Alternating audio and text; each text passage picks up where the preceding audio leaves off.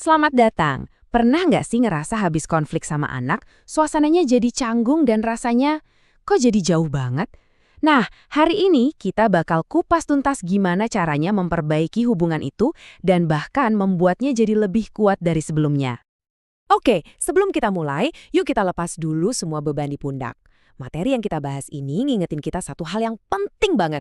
Tujuan kita itu bukan jadi orang tua sempurna, tapi jadi orang tua yang cukup baik.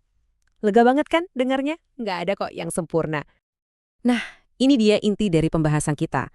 Konflik itu kan pasti ada ya, nggak mungkin bisa dihindari 100%.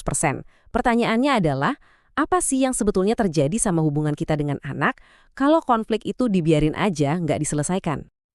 Oke, langkah pertama, kita harus bongkar dulu satu mitos besar, mitos tentang kesempurnaan. Menjadi orang tua yang sempurna dan nggak pernah konflik sama sekali, wah itu sama sekali nggak realistis. Coba deh kita jujur sama diri sendiri, pasti ada kalanya kita frustrasi, capek, jengkel, dan ya tanpa sengaja merusak koneksi sama anak. Dan tahu nggak, itu normal banget, itu adalah bagian dari perjalanan menjadi orang tua. Sekarang kita masuk ke bagian yang menarik nih. Sering banget kan kita dengar nasihat, udah diemin aja dulu biar sama-sama adem. Ternyata, cara itu justru bisa jadi bumerang loh, malah bisa berbahaya. Iya, kedengerannya kan bijak ya, cooling down dulu. Tapi ini tuh bisa jadi jebakan. Kenapa? Soalnya luka hati yang nggak diobrolin, yang nggak diproses, itu nggak bakal hilang dengan sendirinya. Malah dia bakal mengendap dan jadi bekas luka. Dan ini nih yang terjadi kalau kita diamin aja. Kita jadi kepikiran terus, ngulang-ngulang kata-kata yang menyakitkan di kepala, pikiran kita jadi kusut, dan rasa sakitnya malah makin menjadi-jadi. Dan yang paling parah, anak kita bisa merasa ditinggalkan, sendirian, atau merasa kita nggak ngerti mereka sama sekali. Ini bukan penyembuhan, ini justru menciptakan lingkaran setan. Jadi intinya apa? Waktu itu nggak bisa menyembuhkan luka seperti ini sendirian. Yang bisa menyembuhkannya adalah usaha kita, niat kita untuk nyambung lagi. Dan pesannya jelas, semakin cepat kita melakukannya, semakin baik. Oke, kalau menunggu itu berbahaya, terus kita harus gimana dong? Jawabannya ada di satu kata. Satu kata yang kuat, tapi jujur aja kadang kedengarannya menakutkan. Kata itu adalah kerentanan. Maksudnya apa sih kerentanan itu? Artinya, kita harus berani melepaskan topeng atau tameng yang biasa kita pakai.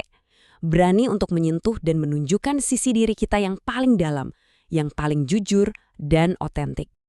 Nah, dalam materi ini, sisi asli itu disebut sebagai sisi anak atau diri sejati kita. Itu loh, bagian dari diri kita yang bisa merasakan seneng, sedih, sakit hati, apa adanya, tanpa mikir, nanti dihakimi nggak ya? Coba kita lihat perbandingannya. Bayangin ada dua sisi dalam diri kita. Satu, diri palsu yang pakai baju zirah tebal buat bertahan hidup. Satunya lagi, diri sejati kita, si anak tadi, yang jujur, tulus, apa adanya. Nah, penyembuhan yang beneran itu cuma bisa datang dari sisi yang kedua, yang tanpa baju zirah itu. Ya, saya tahu.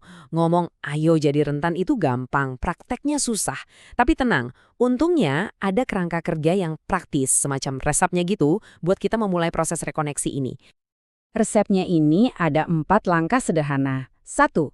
Akui kelemahan kita. Contohnya, ayah emang gampang marah kalau lagi capek. 2. Ungkapkan perasaan kita, tapi jangan menyalahkan. Misalnya, ibu tadi sedih banget. 3. Sebutkan kebutuhan kita, ayah butuh didengerin sebentar aja. Dan 4, yang paling penting, minta maaf dan ambil tanggung jawab. Jadi, lihat kan, ini sama sekali bukan soal menceramahi anak. Ini tentang kita berani menunjukkan diri sejati kita tadi, karena cuma dengan cara itulah, koneksi dan rekonsiliasi yang tulus bisa benar-benar terjadi. Nah, untuk bisa melakukan semua itu, kita perlu sedikit mengubah cara pandang.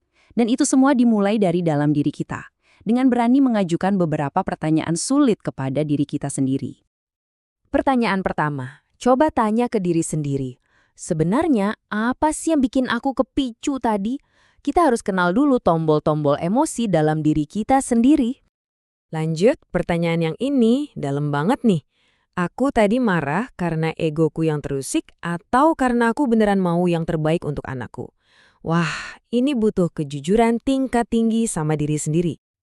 Dan yang terakhir, coba refleksikan ini. Tadi itu, aku beneran dengerin anakku dengan empati, atau aku langsung lompat ke kesimpulan dan main hakim sendiri?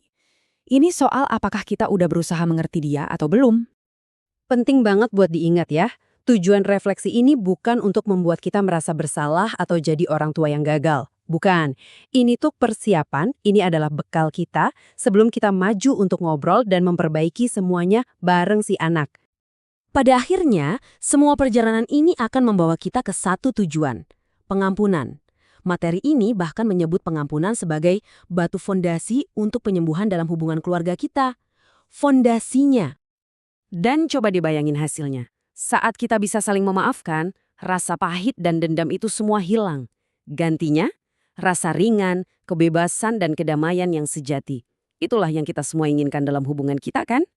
Nah, kita sudah lihat sama-sama peta jalannya. Langkah-langkahnya sudah ada. Sekarang tinggal satu pertanyaan terakhir. Dan ini untuk Anda. Siapkah Anda untuk mengambil langkah itu, untuk memperbaiki dan menyambung kembali koneksi yang berharga itu?